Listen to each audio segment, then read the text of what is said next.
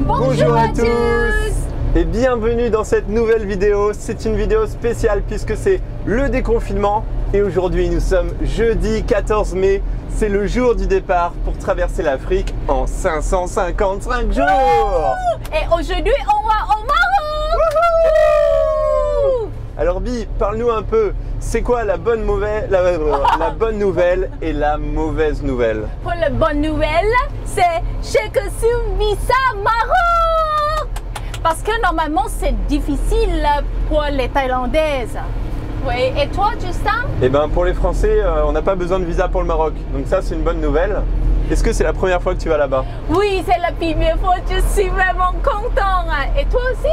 Non, moi c'est la deuxième fois, mais la première fois en camion et par ferry. Ah d'accord. Et pour la mauvaise nouvelle, c'est le camion, c'est pas tout fini. On doit faire quelque chose comme réseau d'eau. Oui. Mais ça va, j'ai un pote plombier à Casablanca qui va pouvoir nous aider pour finir le réseau d'eau. Et d'ailleurs, il nous manque quand même la ceinture de sécurité pour voyager plus sereinement. C'est parti, t'es prête? On y va! Ah, ce générique. J'ai remis le jingle de Voyage autour du monde pour les plus nostalgiques de cette chaîne YouTube. Mais rassurez-vous, travaillons avec Bi sur une nouvelle version. Pour ceux qui connaissent notre ardeur afin de réaliser nos projets, vous vous demandez sûrement, sont-ils vraiment sur la route pour rejoindre le Maroc? Si vous analysez bien l'expression de mon visage, vous devez vous dire il y a quelque chose qui cloche. Justin a sûrement une nouvelle très importante à nous dire. En réalité, j'ai plusieurs nouvelles, des bonnes comme des mauvaises. Alors pour commencer, j'espère que vous allez bien, que le confinement s'est bien passé pour vous et pour vos proches. Et surtout, faites attention pour le déconfinement parce qu'on n'est pas vraiment à l'abri d'avoir le virus. Mais ça, vous le savez. Et on ne va pas parler de ce sujet parce que c'est beaucoup trop anxiogène. Même si cette vidéo, je ne vais pas apporter que des bonnes nouvelles. Mais en tout cas, je vais répondre à un maximum de questions que vous m'avez posées ces derniers temps. Avant de commencer, je vais vite fait vous montrer ce que j'ai réalisé dans le camion cette semaine. Alors, j'ai un peu changé le meuble technique, c'est-à-dire que j'ai remis mes batteries, j'ai créé des petites cales de 2,2 cm afin de les espacer, parce que ces batteries vont libérer un gaz et surtout elles vont chauffer. Donc le but vraiment c'est de les refroidir et leur céder un espace important pour qu'elles puissent être au frais. Au-dessus, j'ai fixé mon convertisseur en 220 volts, donc il est fixé lui dans la paroi du meuble. Alors la paroi fait plus de 3 cm et j'ai mis des grosses vis de 3 cm, de mémoire j'en ai 7, donc c'est vraiment bien fixé au mur. Et par sécurité, j'ai quand même rajouté deux petits tasseaux en dessous. Je voulais pas perdre d'espace sur ces petits tasseaux, alors j'ai rajouté une petite planche de 10 mm de contreplaqué que j'ai troué, toujours dans le but en fait de créer de l'espace et surtout pour que l'air chaud puisse circuler. J'ai pas fait exprès, je voulais juste... Je voulais percer le meuble dedans et... Oh non, pourquoi? Bah, je savais pas, j'ai pas vu. Justin! Je voulais juste faire un petit trou, 4 trous dans le meuble pour fixer les câbles et j'ai... Et pourquoi tu... La machine est trop forte. Why don't you tell someone to take care of this? Non, c'est une joke. Ah non! Look. C'est pour aérer. Ça c'est là après, mais ça tu vas le peindre en rouge demain. Tu me fais trop peur! C'est une aération et il y aura la même chose ici. J'ai créé une aération basse et une aération haute. Alors la haute est un peu plus grosse afin vraiment d'aspirer l'air parce que je vais mettre un petit ventilateur que j'ai pas encore intégré ici, mais mon ventilateur aura deux fonctions. Soit il va aspirer, soit il va recracher. Sur ces petites grilles, à l'intérieur, je vais mettre des grilles à clapet pour qu'en hiver, je puisse les fermer afin de conserver l'air chaud qui est produit par les batteries et le convertisseur et de recracher cet air chaud dans l'habitacle afin de nous chauffer. J'ai mis des grilles que j'ai peintes. J'ai utilisé du coup de la colle PU pour vraiment que la grille adhère bien et qu'on n'ait pas de risque de fuite. Et j'ai surtout rifté pour que la grille soit bien contrée contre la paroi et que ça tienne dans le temps. Donc voilà les travaux, les petits travaux qui ont été réalisés cette semaine. Alors aujourd'hui, pour ceux qui regardent cette vidéo le moment de sa publication, nous sommes jeudi 14 mai et c'est un jour extrêmement important pour nous puisque à l'origine c'est le jour du départ, au moins le jour où on allait quitter la France pour le Maroc et ça C'est pas le cas aujourd'hui, je me trouve toujours en Normandie et je vais vous expliquer pourquoi. D'une part, aujourd'hui je prends conscience que l'arrêt team, c'était pas seulement Ophélie, Julia, Bi et moi-même, mais c'était aussi vous. Et ça, je l'ai un peu ignoré dès le début parce que je ne savais pas que ce projet, notamment que ce soit le camion ou l'association, j'allais autant le partager avec quelques-uns d'entre vous. Sinon, concernant l'arrêt team d'origine, alors que devient Julia, que devient Ophélie? Julia, elle se trouve toujours à Bali, alors elle va bien malgré le confinement et la crise sanitaire. Elle est devenue quand même monitrice de plongée, elle a réussi à passer tous ses examens, elle a ses certificats maintenant, donc ça c'est top. Sinon, Ophélie, ça fait quelques semaines que vous ne l'avez pas vue sur cette chaîne YouTube. Elle va très bien, rassurez-vous. D'ailleurs, elle a repris son métier d'origine, c'est une infirmière. Donc là, je peux vous dire, durant cette période de crise, elle a un rôle extrêmement important. Mais avec Ophélie, depuis janvier, nous nous sommes séparés sur le projet RedX. Alors elle est toujours membre fondatrice de cette association, aujourd'hui elle a plutôt une place de conseillère, mais nous nous sommes séparés parce qu'on s'est rendu compte, à force de travailler ensemble, entre septembre et janvier, on travaillait tous les jours ensemble, et on a tout le temps vécu dans le même endroit, et ben qu'on avait un peu la même personnalité. Et on s'est rendu compte qu'on n'avait ni l'un ni l'autre une place. Enfin, on n'avait pas trouvé notre place dans cette association et dans ce projet. Et au lieu d'avancer ensemble en groupe, eh ben on avançait un peu trop chacun de notre côté. Donc c'est pas grave, ça fait partie du risque de s'associer avec quelqu'un. J'y vais encore.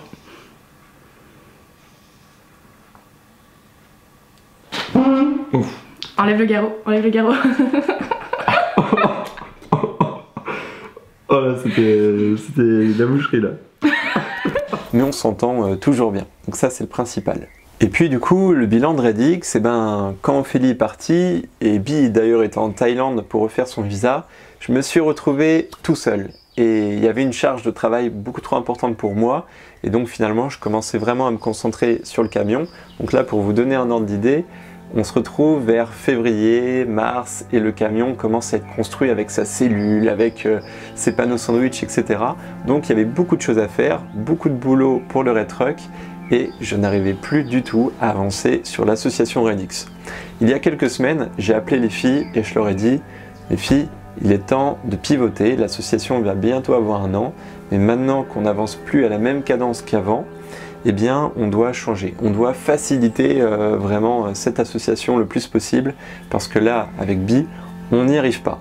Et puis, si un jour avec Bi on est prêt, d'accueillir de nouveaux membres pour avancer vraiment sur ce projet. Mais pour le moment, on doit un peu se réapproprier ce projet, cette association. Qui dit association, qui dit mon autre boulot, c'est la gestion de cette chaîne YouTube. Aujourd'hui, j'ai une mauvaise nouvelle, cette chaîne YouTube ne marche plus au niveau de ses revenus. C'est-à-dire qu'on doit modifier notre business model si on souhaite la conserver. On a quelques revenus venant de YouTube, mais pas assez pour combler toutes les dépenses liées à la maintenance de cette chaîne. Car oui, une chaîne YouTube, ça coûte assez cher à entretenir. Il faut notamment des abonnements pour payer les musiques libres de droit, payer ensuite tout ce qui est le matériel, donc les caméras, les drones, pour à chaque fois améliorer le contenu de la vidéo, et surtout tout ce qui concerne les abonnements pour des outils marketing, des outils d'analyse, afin toujours d'améliorer les vidéos, leur référencement et tout ça. Aujourd'hui, ça nous coûte beaucoup trop cher, donc je risque de créer une vidéo la semaine prochaine pour essayer de trouver avec vous des solutions afin de maintenir cette chaîne YouTube, parce que c'est une chaîne, j'aimerais pas la rendre dépendante de placement de produits. C'est-à-dire, si j'ai un placement de produit à faire, c'est un produit que j'aime utiliser. J'ai pas envie d'arriver à un stade où je dois présenter peut-être un site web, une application que je n'utilise pas forcément. Jusqu'à ce jour, on a réussi à faire des placements de produits assez ingénieux, c'est-à-dire avec des artisans ou à l'échelle nationale, à l'échelle locale, avec des choses aujourd'hui qui nous servent. Ces panneaux sandwich, ça a été un placement de produit, mais vous avez vu comment ils ont été créés.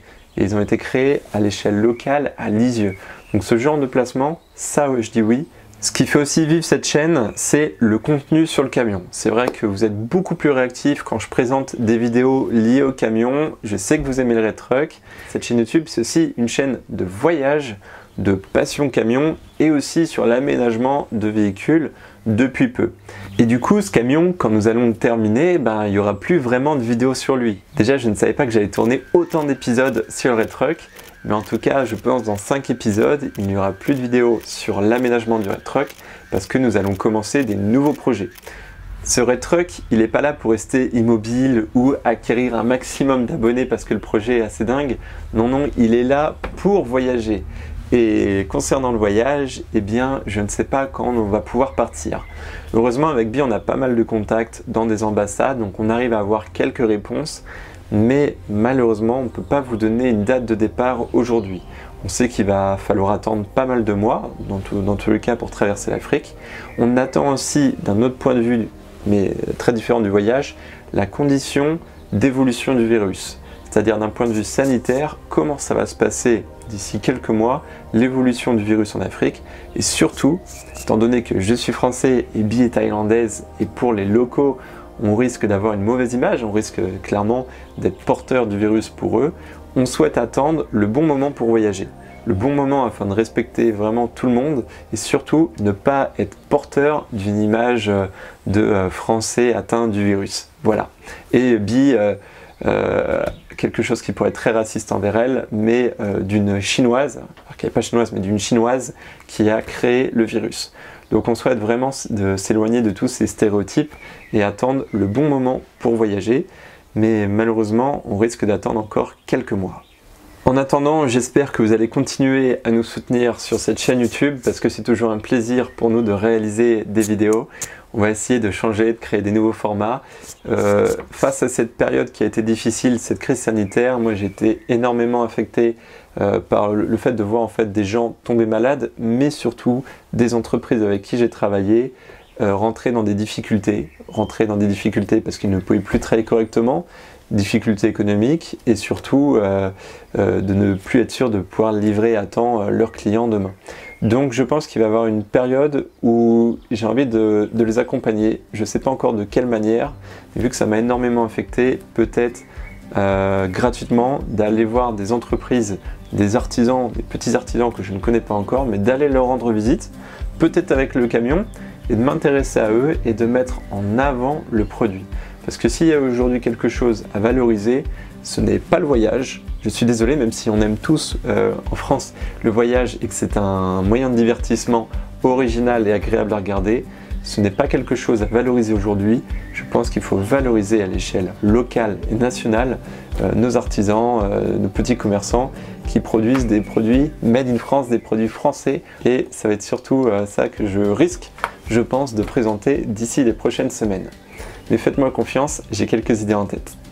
Et concernant mon livre, mon produit à moi, Made in Justin, il est décalé, il devait sortir le 14 avril et aujourd'hui il est repoussé au moins en septembre parce que je souhaite avec mon éditeur attendre le moment où tout le monde est prêt à se changer les idées. Voilà, j'espère que cette vidéo n'était pas trop longue.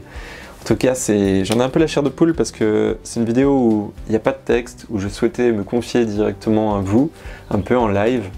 Et voilà, et de vous dire vraiment le maximum de réponses pour vous aider à comprendre ce qui s'est passé pour nous ces dernières semaines. Bon allez voir d'autres créateurs, ils ont besoin de vos vues, de vos commentaires, de vos remarques. Salut, à bientôt, prenez soin de vous et surtout de vos proches et soyez vigilants.